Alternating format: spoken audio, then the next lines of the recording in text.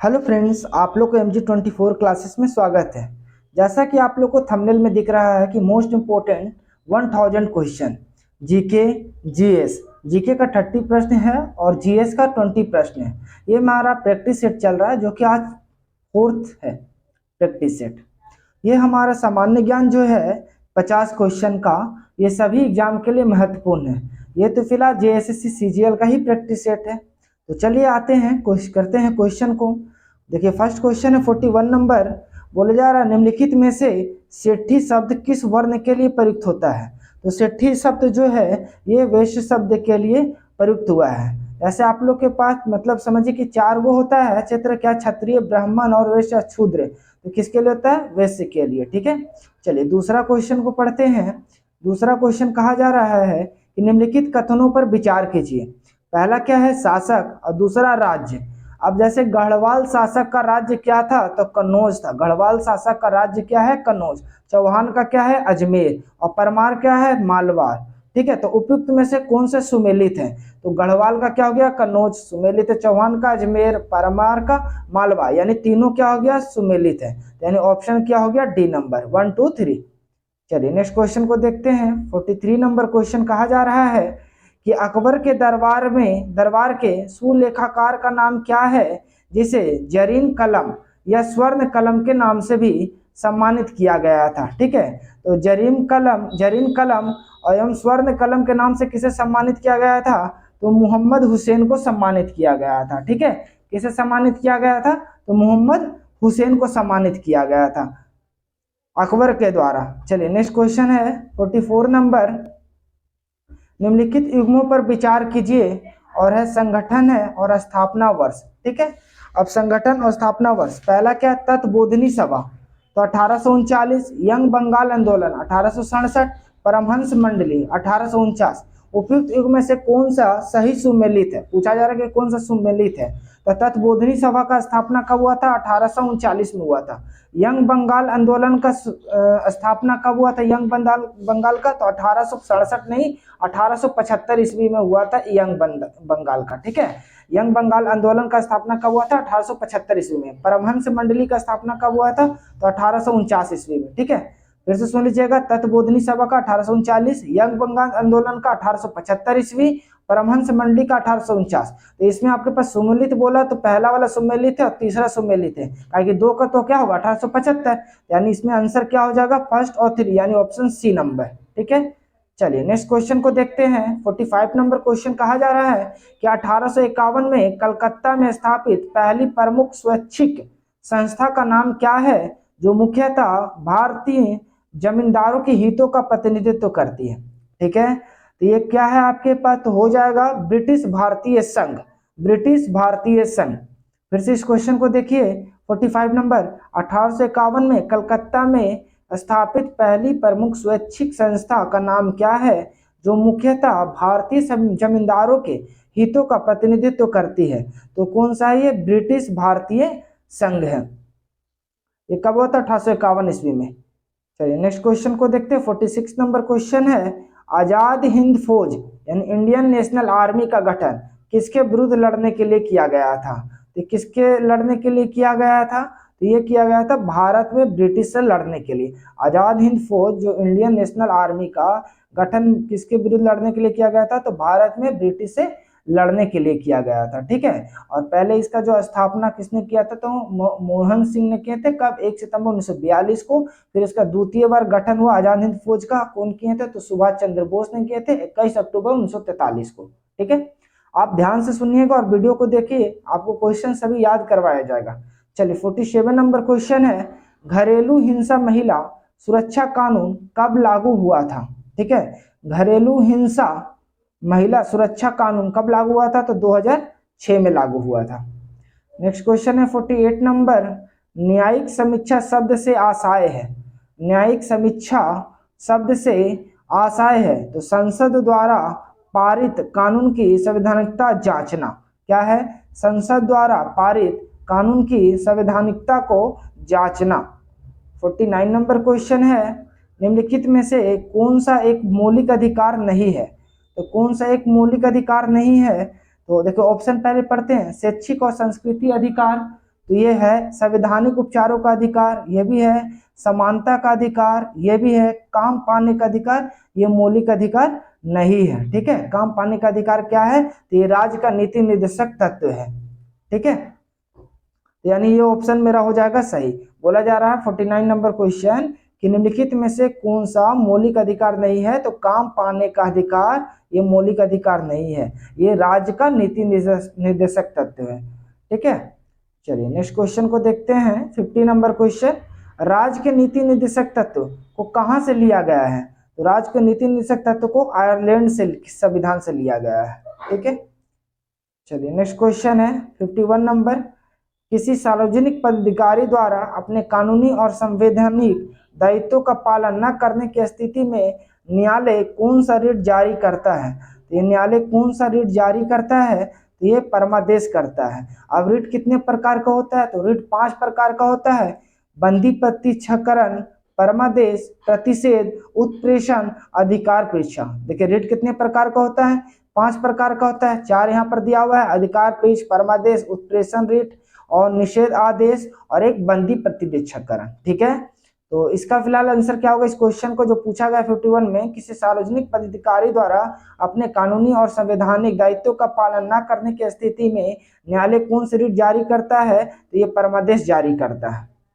चलिए 52 number question कहा जा रहा है कि निम्नांकित में से किस स्थान पर 3 अर्धचंद्राकार समुद्र मिलते हैं। ठीक है, क्या बोला, निम्नलिखित में से किस स्थान पर 3 अर्धचंद्राकार समुद्र मिलते हैं, तो ये कहां पर मिलते हैं, तो कन्याकुमारी में मिलते हैं। ठीक है, फिर से इस क्वेश्चन को सुनिए। 52 नंबर, निम्नलिखित में से किस स्थान पर 3 अर्धचंद्राकार समुद्र मिलते हैं, तो कन्याकुमारी में। नेक्स्ट क्वेश्चन है, मानसूब शब्द की व्युत्पत्ति हुई थी, मानसूब शब्द की व्युत्पत्ति कहाँ हुई थी, तो अरबी भाषा से हुई थी। मानसूब शब्द की व्युत्पत्ति कहाँ हुई थी, तो अरबी भाषा से हुई थी। 54 नंबर क्वेश्चन है, निम्नलिखित में से तत्वतः कौन सी हिमालयी वनस्पति जाति नहीं है, तो कौन सा हिमालय वनस्पति जाति नहीं है, तो महोगनी नहीं है। बाकी आपके पास जूनियर है, सिल्वर सर है, स्प्रूस है, और हिमालयी वनस्पति नहीं है तो महोगनी, महोगनी क्या है, हिमालयी वनस्पति जाति नहीं है। 55 क्वेश्चन कहा जा रहा है, निम्नलिखित को उत्तर से दक्षिण के क्रम में व्यवस्थित कीजिए, यानी उत्तर से दक्षिण में। अब ऑप्शन देखिए क्या है, पलानी पहाड़ियां, कार्डेमम यानी इलायची की पहाड़ियां, नीलगिरी पहाड़ियां, अन्नामलाई की पहाड़ियां। ठीक है, नीचे दिए गए कूट का प्रयोग कर सही उत्तर का चयन कीजिए।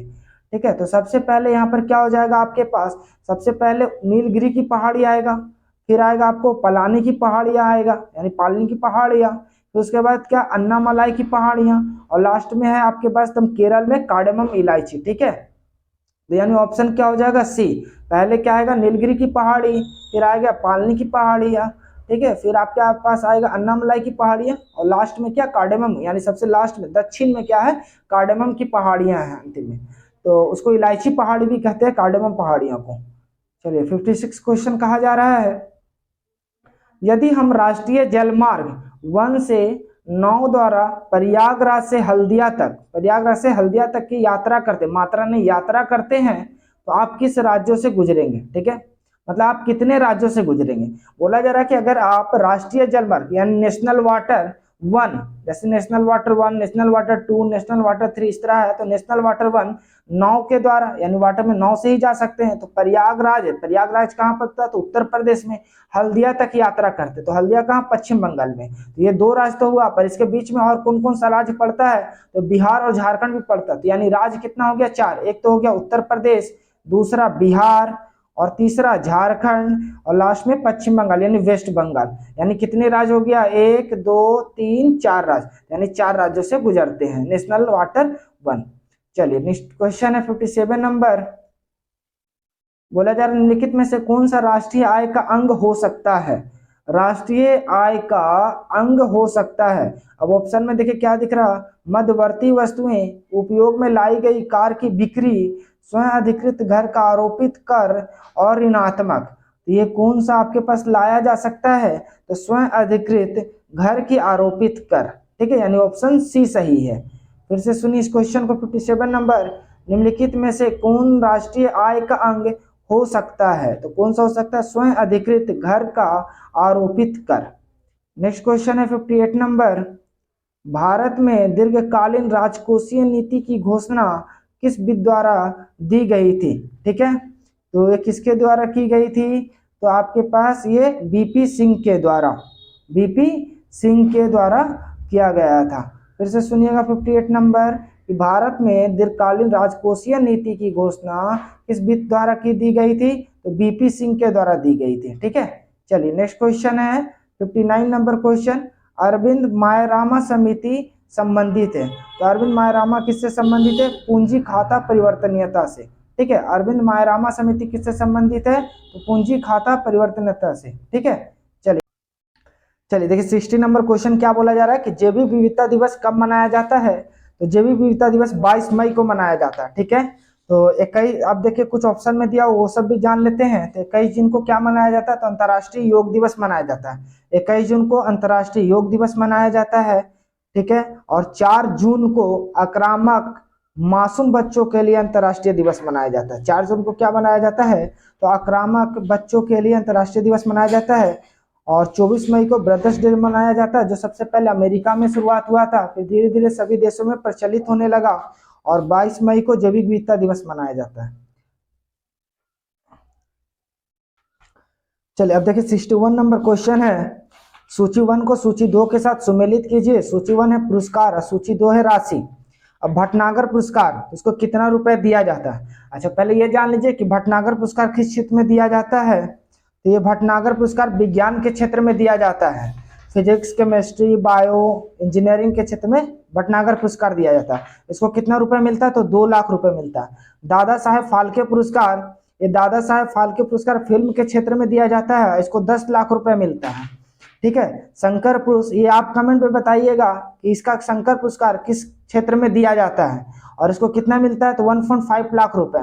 और द्रोणाचार्य पुरस्कार ये शिक्षक लोग को दिया जाता है। ठीक है, गुरु को दिया जाता है, जो खेल के शिक्षक होते हैं उनको, और कितना मिलता है? तो 5 लाख रुपए मिलता है। यानी सभी ऑप्शन आपस में क्या है? सुमेलित है, यानी मिला हुआ है। तो कौन सा हो जाएगा इसके लिए? 1 2 3 4, यानी ए ऑप्शन। ठीक है, चलिए नेक्स्ट क्वेश्चन को देखते हैं। चाइना कप का संबंध किस खेल से है? तो चाइना कप का संबंध किससे है? तो जिम्नास्टिक से है। चाइना कप का संबंध किस खेल से है? तो जिम्नास्टिक से है। नेक्स्ट क्वेश्चन है, विश्व का सबसे बड़ा हवाई अड्डा कौन सा है? तो खालिद हवाई अड्डा। कहाँ है ये? तो सऊदी अरब में। विश्व का सबसे बड़ा हवाई अड्डा खालिद हवाई अड्डा, जो कि सऊदी अरब में स्थित है। 64 नंबर क्वेश्चन है, भारत सरकार के पहले सहकारिता मंत्री कौन बने थे? ठीक है, तो सहकारिता मंत्री कौन बने थे सबसे पहले? ये तो आपके अमित शाह बने थे। कौन बने थे? अमित शाह। भारत सरकार के पहले सहकारिता मंत्री कौन बने थे? तो अमित शाह बने थे। चलिए नेक्स्ट क्वेश्चन को देखते हैं।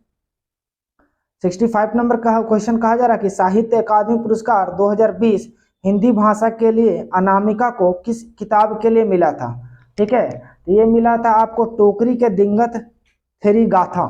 ठीक है, टोकरी के दिंगत थेरी गाथा को मिला था। ठीक है, चलिए अच्छा, और भी इसमें समझ लीजिए कि और जो आपके पास 2000, ये तो 2022 के लिए मिला है, सॉरी 2020 के लिए हिंदी भाषा का साहित्य अनामिका को मिला है। और 2021 में किसको मिला है? तो दया प्रकाश सिन्हा को मिला है। किसके लिए? तो सम्राट अशोक के लिए। और 2022 में किसको मिला है? तो बद्री नारायण को मिला है, तुमड़ी के शब्द के लिए। फिर से सुनिएगा, जैसे यहाँ पर क्वेश्चन 65 बोला, ये करंट का क्वेश्चन है कि साहित्य अकादमी पुरस्कार 2020 हिंदी भाषा के लिए अनामिका को, किसको मिला? अनामिका को किस किताब के लिए मिला है? तो ये टोकरी में दिंगत थेरी गाथा के लिए मिला। किसके लिए? टोकरी में दिंगत थेरी गाथा को मिला है। ठीक है, और आपके पास 2021 में किसको मिला? ये भी याद कर लीजिए 21 बेस का, क्योंकि अभी करंट में पूछ सकता है। 2021 में मिला है दया प्रकाश सिन्हा को। 2021 में किसको मिला? हिंदी के लिए दया प्रकाश सिन्हा को। और किस किताब के लिए? तो सम्राट अशोक के लिए। ठीक है, 2022 में किसको मिला है? तो बद्री नारायण को मिला है और तुमड़ी के शब्द के लिए मिला है। बद्री नारायण को मिला है और तुमड़ी के शब्द के लिए मिला है। चलिए नेक्स्ट क्वेश्चन को देखते हैं। 66 नंबर क्वेश्चन है, बोला जा रहा है कि आपके पास भारत के किस देश के साथ मिलकर दस्तलिक 2 युद्ध अभ्यास किया है? तो भारत किस देश के साथ मिलकर के किया दस्तलिक 2 युद्ध अभ्यास? तो उज्बेकिस्तान के साथ किया है। किसके साथ? उज्बेकिस्तान के साथ। चलिए नेक्स्ट क्वेश्चन है 67 नंबर क्वेश्चन कि वैश्विक शांति सूचांक 2021 में भारत का स्थान कितना है, ठीक है। वैश्विक शांति सूचांक में भारत का स्थान 2021 के अनुसार 135 है। वैश्विक शांति सूचांक 2021 के अनुसार भारत का स्थान 135 है, ठीक है। अच्छा, अभी 2022 में भारत का स्थान कितना था, तो 128 था। 2022 में था कितना, 2022 में शांति में कितना, वैश्विक शांति में भारत का स्थान 128 था। और 2023 का बात किया जाए, 2023 का बात किया जाए तो भारत का स्थान कितना है विश्व शांति में, 126 है, ठीक है। ये इंडेक्स है, ठीक है, पीस इंडेक्स इंडिया का। अच्छा, और भी कुछ इंडेक्स जान लेते हैं। पिछले वीडियो में भी बताए थे आप लोग को। अगर बोला जाए वर्ल्ड प्रेस, अभी हम 2023 का बता रहे हैं, वर्ल्ड प्रेस फ्रीडम इंडेक्स, ठीक है, प्रेस स्वतंत्रता, ठीक है, तो भारत का स्थान कितना है, तो 161 है। कितना है, 161 प्रेस इंडेक्स में, ठीक है। लॉजिस्टिक परफॉर्मेंस इंडेक्स में बोला जाए भारत का स्थान तो 38 लॉजिस्टिक परफॉर्मेंस इंडेक्स में। और प्रेस इंडेक्स में भारत का स्थान 161 है। लॉजिस्टिक परफॉर्मेंस इंडेक्स में भारत का स्थान 38 है। अच्छा, ग्लोबल यूनिकोर्न इंडेक्स में, ग्लोबल यूनिकोर्न इंडेक्स में क्या हो जाएगा, भारत का स्थान कितना, तीसरा है। और वर्ल्ड मोस्ट पॉपुलेशन में भारत का स्थान पहला है। वर्ल्ड मोस्ट क्रिमिनल कंट्रीज में भारत का स्थान 77 है, ठीक है। और ग्लोबल हंगर इंडेक्स में भारत का स्थान कितना है, तो 107 है। ग्लोबल भूखमरी में भारत का स्थान कितना, 107 है। और वर्ल्ड हैप्पीनेस इंडेक्स में यानी खुशहाली में भारत का स्थान कितना है, 126 है, ठीक है। ये सभी 2023 पे आधारित हम बताए हैं। फिर से सुन लीजिएगा, वर्ल्ड प्रेस फ्रीडम इंडेक्स 161 है। लॉजिस्टिक परफॉर्मेंस इंडेक्स में 38 है। फिर ग्लोबल यूनिकॉर्न इंडेक्स में कितना है, तो तीसरा, थर्ड स्थान पे है भारत का। वर्ल्ड मोस्ट पॉपुलेशन में भारत का स्थान पहला है। वर्ल्ड मोस्ट क्रिमिनल में भारत का स्थान 77 है, 77 है। और ग्लोबल इन्वायरमेंट परफॉर्मेंस में भारत का स्थान 180 है। और हंगर इंडेक्स में भारत का स्थान 107 है। और खुशहाली में भारत का स्थान 126 है, ठीक है। और फिर शांति में भारत का स्थान अभी कितना है, 126। और 2021 के अनुसार कितना है, तो 135। 22 के अनुसार 128। और 2023 में शांति का सूचांक में 126। चलिए नेक्स्ट क्वेश्चन को देखते हैं। 68 नंबर, इटली में आयोजित होने वाली G20 शिखर सम्मेलन 2021 में भारत का शेरपा कौन होंगे। तो ये 2000 G20 जो शिखर सम्मेलन कहाँ हुआ था, 2021 में इटली में हुआ था। उस समय का कौन शेरपा थे, तो पीयूष गोयल थे। कौन थे, पीयूष गोयल। अच्छा, तो 2021 में हुआ था इटली में, जो पीयूष गोयल थे। 2022 में कहाँ हुआ, ये भी याद रखिए, 2022 में हुआ इंडोनेशिया में। इंडोनेशिया के बाली में हुआ था। वहां का कौन थे शेरपा, तो नरेंद्र मोदी थे। अच्छा, 2023 में कहाँ होने वाला, तो ये सितंबर में होगा, नई दिल्ली, नई दिल्ली भारत में होगा। और इसका थीम क्या है इस बार का, तो one earth one family one future. क्या है, one earth one family one future. 2023 में कहाँ होगा, नई दिल्ली भारत में, ठीक है। अच्छा, 2024 में कहाँ होगा, तो ब्राजील में। 2025 में कहाँ होगा, तो साउथ अफ्रीका। सब ये G20 शिखर सम्मेलन के बारे में बताएं। चलिए 69 नंबर क्वेश्चन को देखते हैं। नीट यूजी 2021 परीक्षा के आयोजन में किन किन भाषाओं को शामिल कर लिया गया है। तो किसको शामिल किया, पंजाबी और मलयालम को, यानी पहला और दूसरा ऑप्शन सही है। नीट यूजी 2021 परीक्षा के आयोजन में किन किन भाषाओं को शामिल कर लिया गया है, तो पंजाबी और मलयालम को, यानी पहला और दूसरा को, ठीक है। चलिए 70 नंबर क्वेश्चन कहा जा रहा है, संयुक्त राष्ट्र महासभा ने किस वर्ष को मोटे अनाज का अंतर्राष्ट्रीय वर्ष घोषित किया गया। तो किस वर्ष घोषित किया, तो 2023 में। संयुक्त राष्ट्र महासभा ने किस वर्ष को मोटे अनाज का अंतर्राष्ट्रीय वर्ष घोषित किया गया, तो 2023। चलिए नेक्स्ट क्वेश्चन को देखते हैं। अब देखिए क्या 30 क्वेश्चन सामान्य अध्ययन का खत्म हो चुका है। अब क्या आ गया, सामान्य विज्ञान। और सामान्य विज्ञान को पढ़ते हैं, 20 क्वेश्चन सामान्य विज्ञान से है। तो 71 नंबर क्वेश्चन कहा जा रहा है कि एक निश्चित प्रतिदर्श के लिए केल्विन तापमान P और फ़ारेनहाइट तापमान P दोनों का पाठ्यांक समान है, तो सेल्सियस तापमापी में उसका संगत पाठ्यांक क्या होगा, ठीक है। तो यहाँ फ़ारेनहाइट और केल्विन में तापमान समान होता है, तो कितने डिग्री पे होता है, तो 574 डिग्री, 574 केल्विन बराबर होता है 574, मतलब ये आपस में फ़ारेनहाइट बराबर होता है, ठीक है। अच्छा, तो ये बोला कि आपको पास इसको क्या चीज में दिखाना है, 574 को डिग्री सेल्सियस में दिखाना है। तो आपको पता है कि डिग्री सेल्सियस से अगर हमको केल्विन में जाना है, डिग्री सेल्सियस से क्या चाहिए, केल्विन में जाना है, तो 273 ऐड करते हैं। अगर केल्विन से सेल्सियस में आना है तो 273 को घटाते हैं, ठीक है, तो हमारे पास 574 यानी 574 केल्विन है, और इसको 273 घटाइएगा डिग्री सेल्सियस में लाने के लिए, तो 4 में से 3 जाएगा तो कितना बचेगा 1, 7 में से 7 गया तो 0, 5 में से 2 गया तो 3, या 301 डिग्री सेंटीग्रेड हो जाएगा। यानी ऑप्शन कौन सा सही हो जाएगा, 301 डिग्री सेंटीग्रेड। अच्छा, फिर से सुन लीजिएगा, अगर सेल्सियस और फ़ारेनहाइट का बराबर बोले कि आपस में बराबर है तो -40 डिग्री, ठीक है। अगर केल्विन और फ़ारेनहाइट बोले, केल्विन और फ़ारेनहाइट तापमान की आपस में बराबर है तो 574 डिग्री, ठीक है। अच्छा, एक रिलेशन होता है सेल्सियस, फ़ारेनहाइट और केल्विन का, वो पिछले वीडियो में भी हम लिखे थे, फिर से लिखते हैं, ध्यान से देखिएगा। C/5 फिर F-32/9 इक्वल टू K-273/5, ये रिलेशन होता है, ठीक है। चलिए नेक्स्ट क्वेश्चन को देखते हैं। 72 नंबर क्वेश्चन कहा जा रहा है, यदि प्रकाश या ध्वनि का स्रोत प्रेक्षक के समीप आना आरंभ करता है और प्रेक्षक ठीक उसी चाल से दूर हटना प्रारंभ करता है, ठीक है, तो क्या होगा, ये किसके कारण होता है, तो तरंगदैर्घ्य और आवृत्ति में कोई परिवर्तन नहीं होगा, ठीक है। फिर से सुनिएगा, यदि प्रकाश या ध्वनि का स्रोत प्रेक्षक के समीप आना आरंभ करता है और प्रेक्षक ठीक उसी चाल से दूर हटना आरंभ करता है, तब तरंगदैर्घ्य और आवृत्ति में कोई परिवर्तन नहीं होगा। 73 नंबर क्वेश्चन है, जब कोई उत्तल लेंस किसी वस्तु का वास्तविक प्रतिबिंब बनाता है तो उस वस्तु और उसके प्रतिबिंब के बीच की न्यूनतम दूरी कितने के बराबर होती है।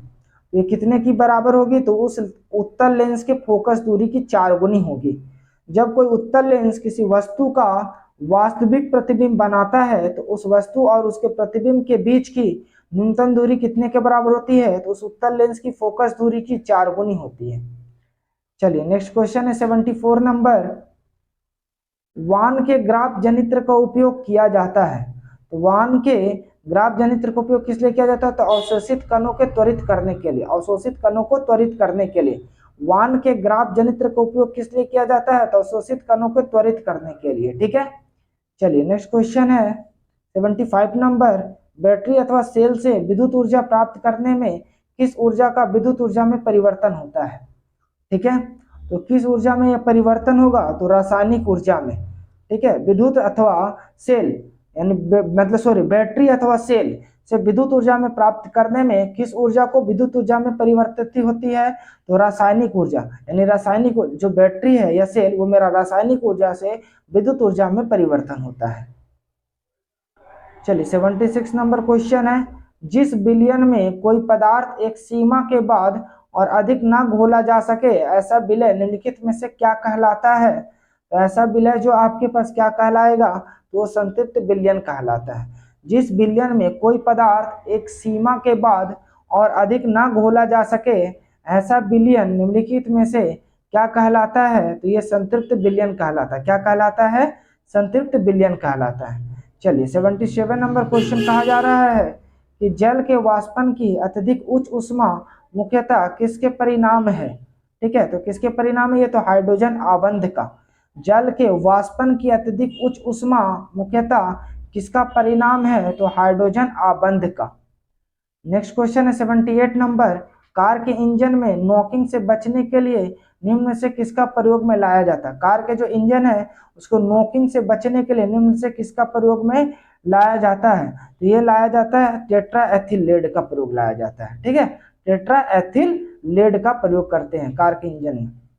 चलिए 79 नंबर क्वेश्चन है, हाइड्रोफोबिया किसके द्वारा होता है, तो हाइड्रोफोबिया किसके कारण होता है, तो विषाणु वायरस के कारण होता है, ठीक है। हाइड्रोफोबिया किसके कारण होता है, तो वायरस यानी विषाणु के कारण होता है। 80 नंबर क्वेश्चन कहा जा रहा है कि निम्नलिखित सब्जियों में सर्वाधिक विटामिन सी पाया जाता है, तो सर्वाधिक विटामिन किस में पाया जाएगा, तो मिर्च में पाया जाता है। निम्नलिखित सब्जियों में सर्वाधिक विटामिन सी पाया जाता है, तो किसमें, मिर्च में पाया जाता है। चलिए नेक्स्ट क्वेश्चन 81, निम्नलिखित में से कौन सा कोशिका अंगक अपने डीएनए में उपस्थित जीन को सम्मिलित करते हुए इसके स्वयं की प्रोटीन को संश्लेषण करता है, तो ये किस लिए करता है, तो अंतःप्रद्रविका जलिका, ठीक है। फिर से इस क्वेश्चन को सुनिएगा 81, निम्नलिखित में से कौन सा कोशिका अंगक अपने डीएनए में उपस्थित जीन को सम्मिलित करते हुए इसके स्वयं के प्रोटीनों का संश्लेषण करता है, तो अंतः प्रद्रव्य जलिका। ठीक है, चलिए नेक्स्ट क्वेश्चन है 82 नंबर। निम्नलिखित में से कौन सा मूत्र निराकरण का सही मार्ग है? मूत्र निराकरण का सही मार्ग कौन सा है? तो है पहले ब्रिक, फिर गवीनी मूत्राशय और मूत्र मार्ग। ब्रिक, गवीनी मूत्राशय, मूत्र मार्ग। ठीक है, चलिए 83 नंबर क्वेश्चन है। निम्नलिखित में से कौन सा शारीरिक अंग श्वसन क्रिया में भाग नहीं लेता है? तो कौन सा श्वसन क्रिया तो भाग नहीं लेता है? तो बोमन संपुट भाग नहीं लेता है। बाकी श्वासनी लेगा, डायफ्राम लेगा, श्वासनली लेगा, पर बोमन संपुट नहीं लेता है। फिर से इस क्वेश्चन को सुनिए। निम्नलिखित में से कौन सा शारीरिक अंग श्वसन क्रिया में भाग नहीं लेता है? तो बोमन संपुट नहीं लेगा, बाकी श्वासनली लेगा, डायफ्राम लेता है, श्वासनली लेता है, पर बोमन संपुट नहीं लेता है। चलिए नेक्स्ट क्वेश्चन 84 नंबर। निम्नलिखित में से कौन सा एक कथन सही नहीं है? कौन सा एक कथन क्या है? सही नहीं है। पहले पढ़ते, दालें में प्रोटीन की प्रचुरता होती है, तो ये तो सही बोला जा रहा है कि दाल में प्रोटीन पाया जाता है। दूध विटामिन ए की समृद्ध स्रोत है, ये भी सही है, दूध ए में विटामिन ए का स्रोत पाया जाता है। ठीक है, फिर आपके पास बोला जा रहा है कि अनाज कार्बोहाइड्रेट के अत्यंत अल्प स्रोत होते हैं। अनाज जो है कार्बोहाइड्रेट के अत्यंत अल्प स्रोत होते हैं, तो ये हमारा गलत बोला जा रहा है। फिर सब्जियों खनिजों के समृद्ध स्रोत होती है, तो सब्जी में जो खनिज समृद्ध स्रोत होती है, तो ये भी सही है। तो बोला कौन सा कथन सही नहीं है? तो कौन सा कथन सही नहीं हो जाएगा?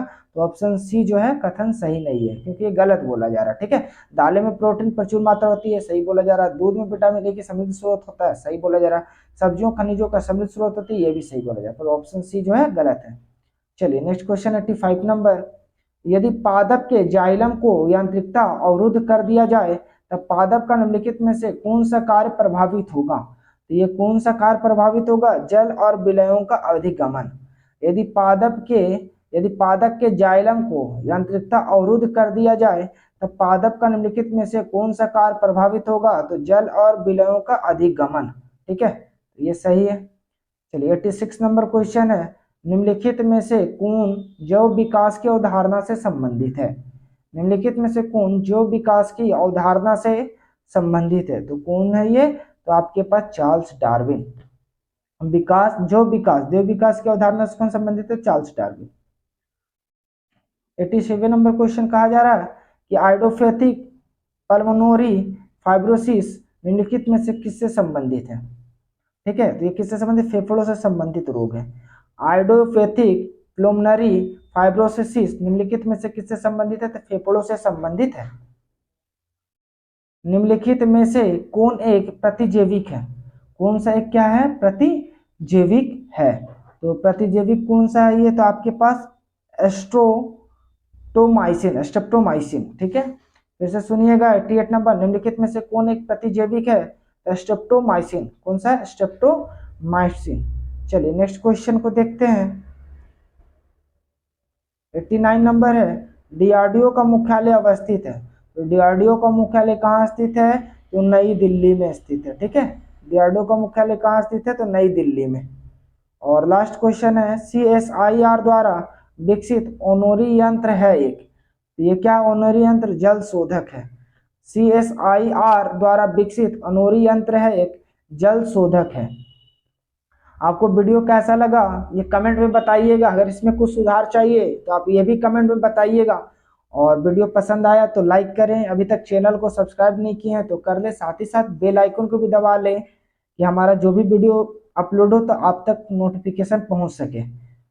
और वीडियो में अंत तक बने रहने के लिए धन्यवाद।